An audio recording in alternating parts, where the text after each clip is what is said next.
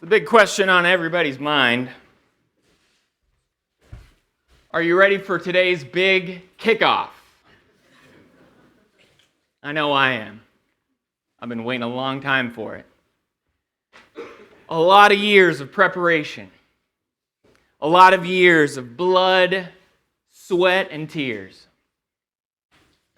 A lot of anticipation, a lot of preparation. Some hard-fought battles along the way. Some losses, too. All leading up to the one great moment that happens today. The Gospel of Mark. You thought I was talking about something else, didn't you? Today we kick off our Jesus Through the Scriptures Bible reading program, and we are going to be looking at the Gospel of Mark. We're going to start with the greatest story ever told.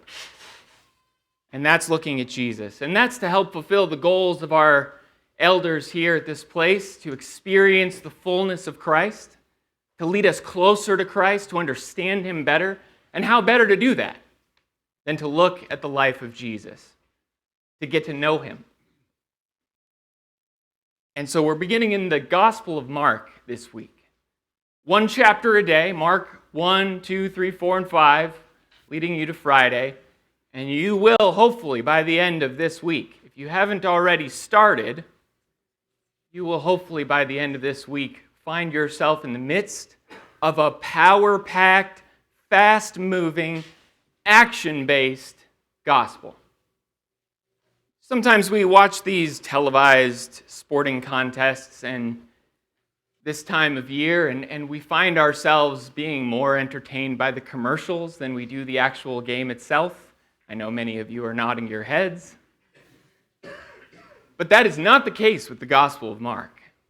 And so what I want to do this morning is I want to introduce the Gospel of Mark. I want to give you a sneak preview, kind of like commentators and pundits will on the TV and the radio. They will, in the weeks leading up to the big game, they'll tell you what they expect. I want to look through these 5 chapters that we'll be reading this week and kind of give you a taste of what you're in store for. Mark's gospel, as I said, is action-packed, and one of the reasons I know that, do you know Mark's favorite word? Immediately. Immediately. In fact, in these first 5 chapters this week, you will read the word immediately 21 times. 21 times. It's like telling you about a red Tesla. You know, you start seeing it everywhere you drive from that point on. And as you read, you're just going to be like, again? Immediately? Again? Because he uses it all the time. But he's moving. Mark's gospel is unlike a lot of the other gospels. It's unlike Mark. It's unlike Luke. It's unlike John. It has been described by many people like a rock rolling down a hill. It is fast-paced, fast-moving. It's almost like the Cliff Notes of Matthew and Luke. Very, very quick, brief introductions of ideas and then moving on immediately. And so that's what you're in store for this week. And so what I want to do is just give you a sneak peek, and hopefully together we can get excited about the Gospel of Mark that we're going to get into. So, as we do in all popular sporting events, let's look at the starting lineup. The starting lineup. Who is on, and hopefully you'll permit me to use this phrase, who is on Team Jesus? Who's on Jesus' side? Well, first we see John the Baptist, beginning in Mark chapter 1. The very first introduction that we have in Mark chapter 1 is to John the Baptist. He was the prophesied and promised messenger that would go before Jesus, preparing the way. He's a wild dude. He is wearing camel hair. He lives in the wilderness. He eats locusts and honey, and he's got a leather belt on. I don't know what's so wild about a leather belt, but apparently that was a big deal. John the Baptist had a very important message, though. Repent and be baptized.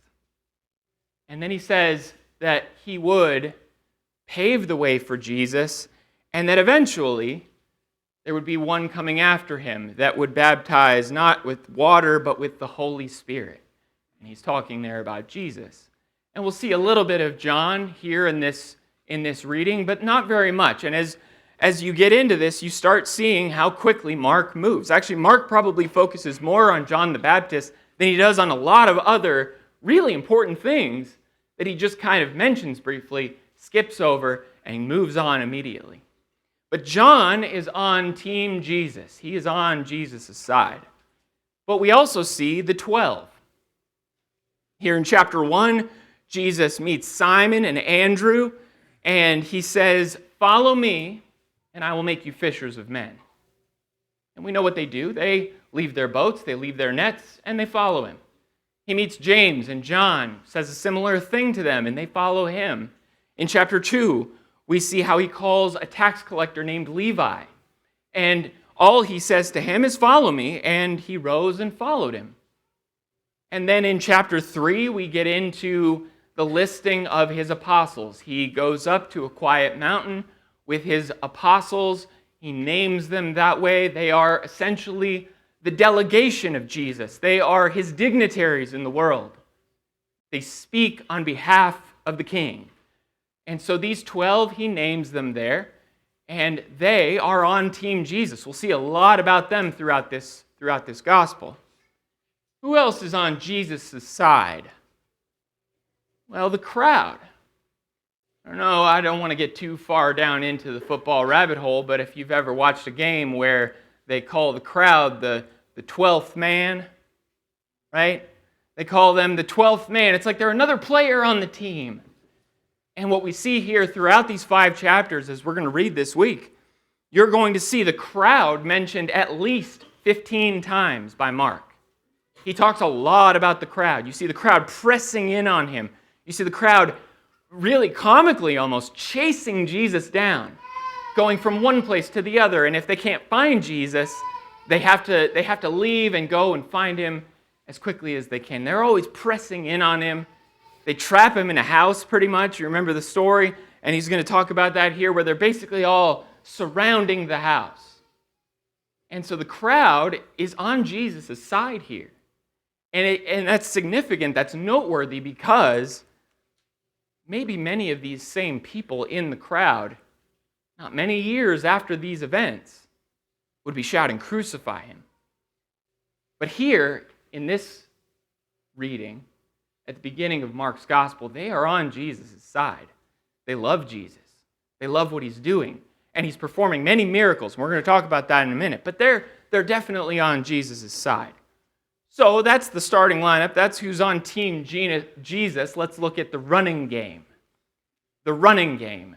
Now, in any great sporting contest, you may find yourself being very interested in how many yards a team is able to move. And as we look in these 5 chapters, Jesus is on the move. He's on the move a lot. We know Jesus is from Nazareth, clearly, but we find him in the synagogue in Capernaum. Here in Galilee, he's teaching to a bunch of people there, and they're amazed at what they're hearing from Jesus. They're amazed at the things that he's saying. They have no idea how this simple, common son of a carpenter could be such a wise and intelligent person. And it harkens back, I think, to Luke's account, where Luke talks about Jesus as an adolescent, as a teenager in the temple. And all the people are just amazed at how this teenager is so wise and thoughtful.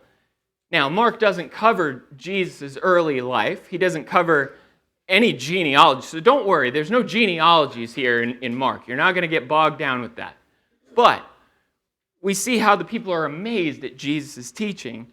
And he's there in Capernaum teaching. He's also throughout Galilee, traveling all over Galilee as he begins his ministry. In chapter 1, verse 14, now after John was arrested, Jesus came into Galilee proclaiming the gospel of God. That's where he's at. He's in this area. But you know what? Maybe like you, maybe like me, he spends a lot of time by the sea. Now, we don't spend a lot of time by the sea, but I think if we had a sea here in Phoenix, we'd probably spend a lot of time there. And Jesus is there a lot. He's there a lot, to the point where the crowds would eventually press in on him on the shore, and what does he have to do?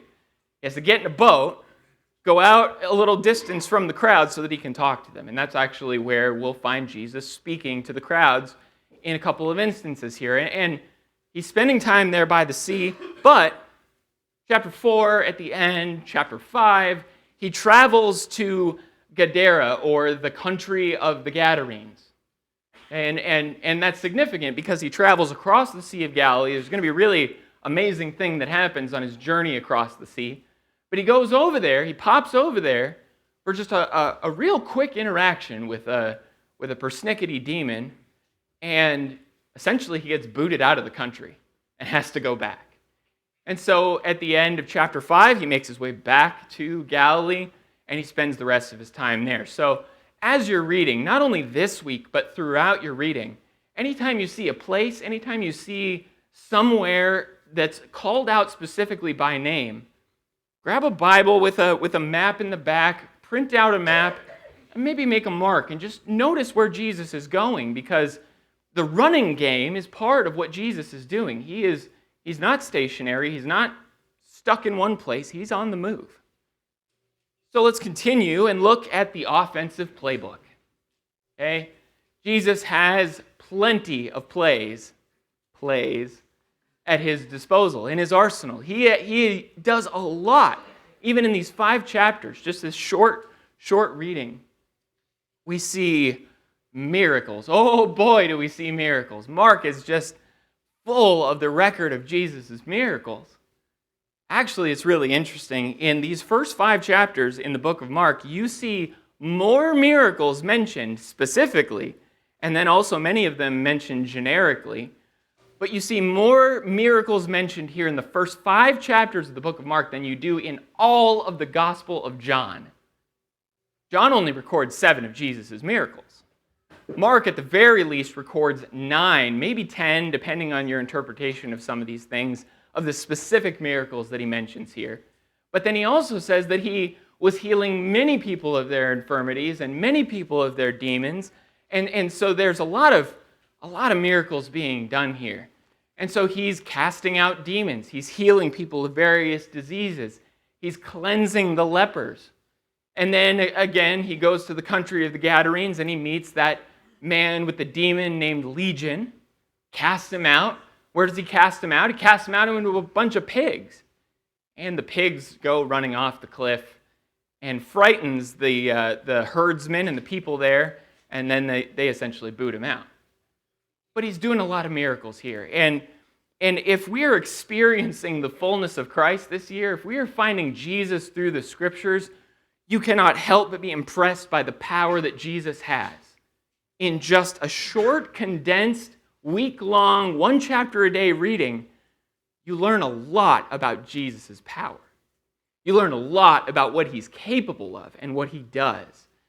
And it was so important to the people that is one of the great reasons why they were hunting him down, why they were seeking him out, why they almost never left him alone, because he was doing such amazing things in their presence, and they had no doubt in their minds that he was from God. Now, there are some other people that we'll talk about in a little bit who weren't so convinced. Here in Mark chapter 4, though, we start to see Jesus' parables. So he begins speaking to them in some very strange ways. He doesn't come right out and say things very clearly, as clearly as maybe he could. He speaks in these parables, these stories with spiritual meaning. And Mark chapter 4, we see the great, probably one of the most famous parables. The first parable that he mentions here, the parable of the sower. The sower who sows the seed on the ground and all the different kinds of soils, and how it takes root in some, how it's plucked out and not able to take root in others. And the disciples, upon hearing this parable, are scratching their heads.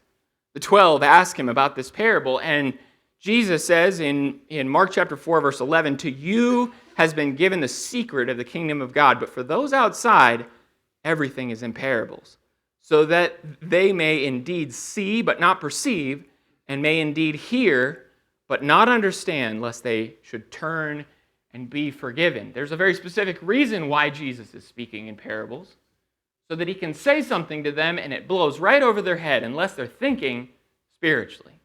unless they're thinking the way that he wants them to think. He is training them on how to listen. He's training them to shift their mindset away from physical things into spiritual things. And as you read this, hopefully you'll receive the same training. Hopefully you'll see the deeper meaning of these parables and not just lose them on the surface and glance off of them, because they are really, really important. He talks about the lamp under the basket here in chapter 4. He talks about the mustard seed here in chapter 4. And so he speaks to them in parables. And an interesting thing about Jesus, and I love that Mark points this out because I think this is really important. In verse 33 of Mark chapter 4, with many such parables he spoke the word to them as they were able to hear it. He did not speak to them without a parable. He didn't speak to them without a parable. Everything he told the people had a twist to it, had a story to it. But privately to his own disciples, he explained everything. Jesus was not very cryptic with his disciples. He needed these men to know what he was talking about. And having them confused as well was not going to be helpful for his mission. And so he needed to explain things to them. And so Jesus is, in a sense, doing some very powerful things in his teaching. And this next one I call huddle up. And it's kind of what you saw there when he's explaining in private to his disciples. But Jesus huddles up. You know when you watch a football game, right?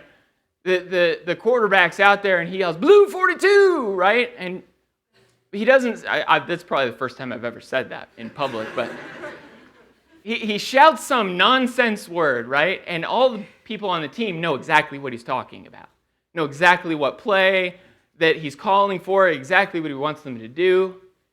Notice here in your reading that as popular as Jesus is and as famous as he is in Galilee right now, there are a few times where he keeps his miracles quiet, where he performs amazing miracles, healing Jairus' daughter. After he heals her, after he raises her from the dead. Now, Jesus used language like, "Oh, she's not dead, she's sleeping." But all the people knew a dead body when they saw one. Jesus knew what he was about to do. But after he raises this dead girl, he tells them, "Don't say anything to anybody about this." And a lot of times when he casts out demons, he tells them, he forbids them to speak because they know who he is. And so in a sense, you see Jesus almost huddling up sometimes, trying to keep some of these miracles, trying to keep some of these amazing things that he's doing out of public view. And it happens here in the first 5 chapters a few times, but as you roll into week 2, chapter 8, there's a couple of other times where Jesus explicitly tells people, "Don't say anything about this. You keep this quiet," which seems counterintuitive. It seems like Jesus would want everybody to know about this, but he has his reasons. He has his reasons. There are reasons why he does not want more attention than is needed at any given time. Now, there are some people who Jesus would tell, "Hey, don't say anything about this," and then they turn right around and go blabbing it to everybody. But Jesus, in general, is trying to keep some of his miracles very quiet. So he's doing a lot. Jesus is on the move, and he's got a lot of tools at his disposal for making a big difference in the world. Connected receptions.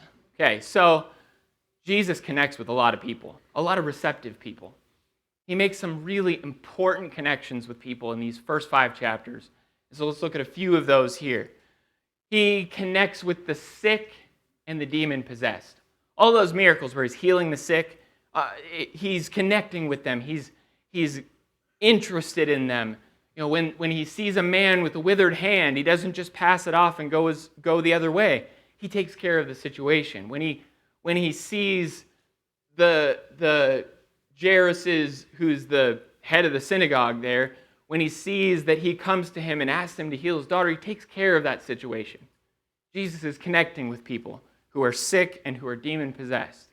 And one of the interesting things that as you read, make note of this too. How many times does Jesus touch people? Jesus uses touch very often in his ministry, to the point where he goes and touches people you should not touch, like a leper. When the leper, and he sees the leper, he touches him.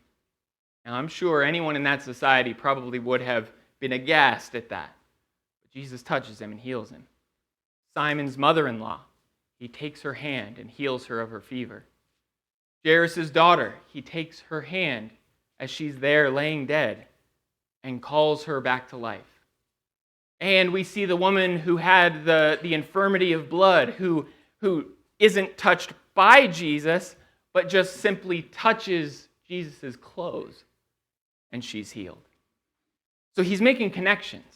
He's there in the midst of the people. He's touching them. He's healing them. He's caring for them. He's taking care of them in the amazing ways that he can. But also he's connecting with tax collectors and sinners. There in Mark chapter 2, when he calls Levi and says, "Follow me," Levi has him over for a meal. And there at the meal are a bunch of tax collectors and sinners. Not people you would expect the Son of God to be around. But notice here, right off the bat, in Mark's gospel, right off the bat, we see that Jesus is not better. He doesn't feel superior. He's not treating other people as inferior. He's there to heal the sick. He says in verse 17 of Mark chapter 2, "Those who are well have no need of a physician, but those who are sick. I came not to call the righteous, but sinners." Jesus had a very clear vision of who he was connecting with. Throughout all the chaos and distraction, he knew exactly who he was aiming for.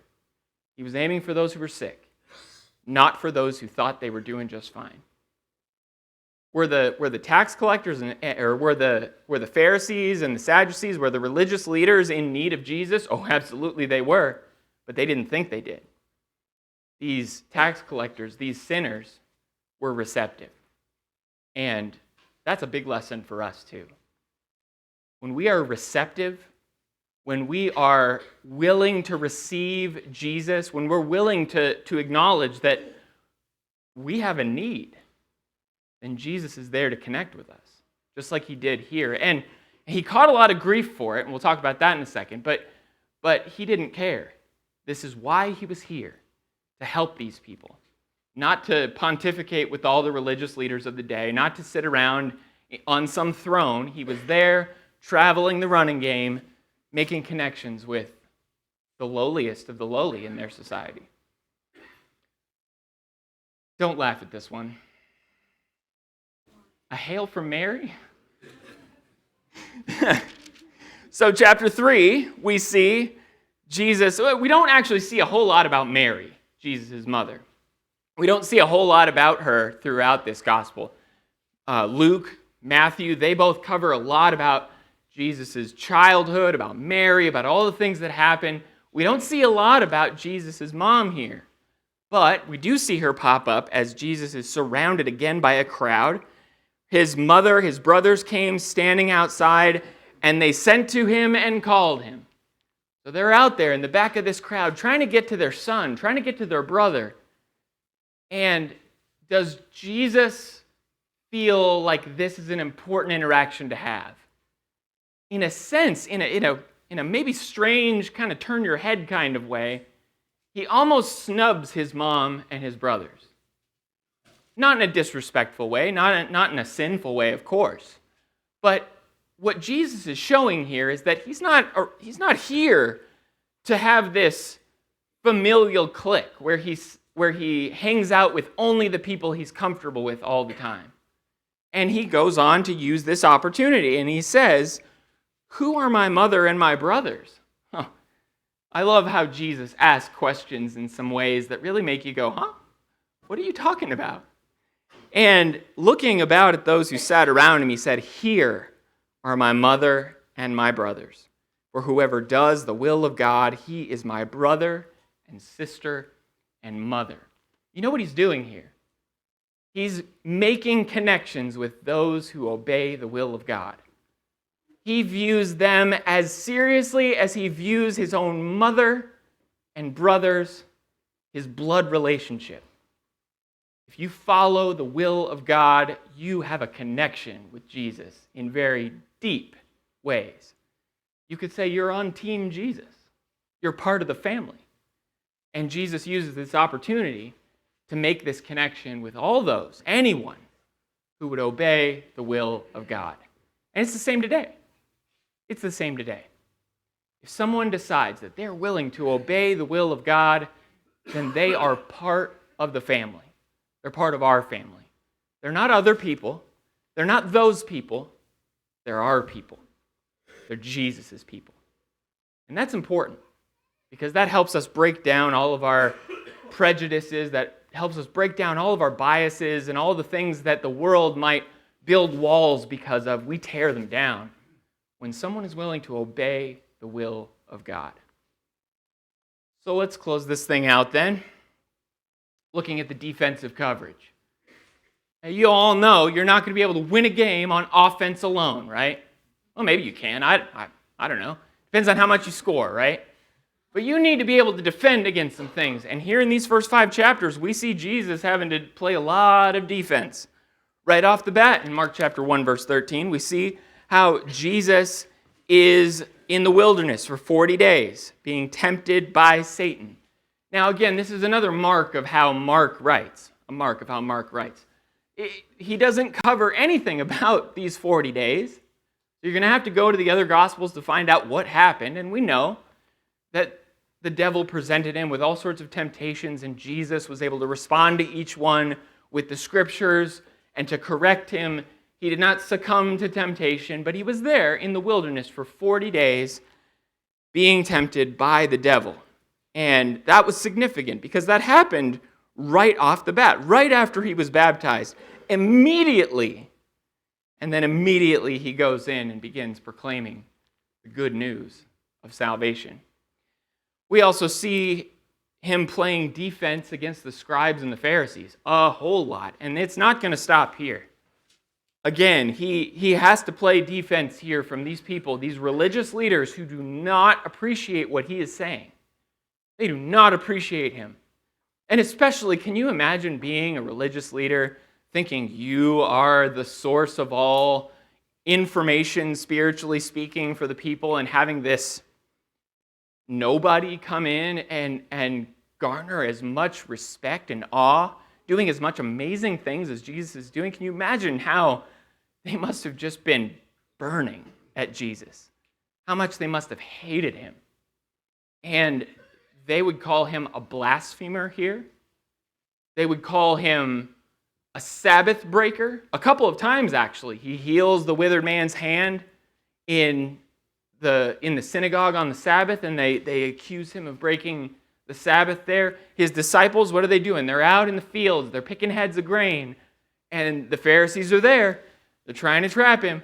And they basically accuse him of being a Sabbath breaker. Jesus uses that opportunity to specifically talk about the fact that he is Lord of the Sabbath and that Sabbath was made for man, not man for the Sabbath. So some important teaching he uses there. But then they also call him a messenger of Beelzebul, a messenger of the prince of demons, at which point Jesus talks about how strong he is. Compares himself to the strong man who cannot be overtaken by another. And Jesus is stronger than demons. Demons are not stronger than him. So if you want anybody on your starting lineup, it better be Jesus as the strong man. He's the one who has power and control and authority over all of these forces. But the Pharisees don't appreciate it, and they conspire. A few times they get together, have these conferences about how they can catch Jesus and how they can overtake him in something. And then finally, we see the example in Mark chapter 5 of the frightened Gerasenes. As Jesus goes across the sea, he calls for the sea, the storm, to peace, be still, and it's quiet. An amazing thing that happens there. But he gets on the other side, he sees this demon-possessed man immediately, and he casts out the demon, goes into some pigs, goes over the edge, and all the herdsmen get together, tell the people in the city, and say, you better get out of here. Jesus is not appreciated by these people. And so, rather than sticking around, he leaves. He goes back home. He goes back to Galilee, and he continues to do a few more amazing miracles, healing the woman who had the infirmity of blood, raising Jairus' daughter there.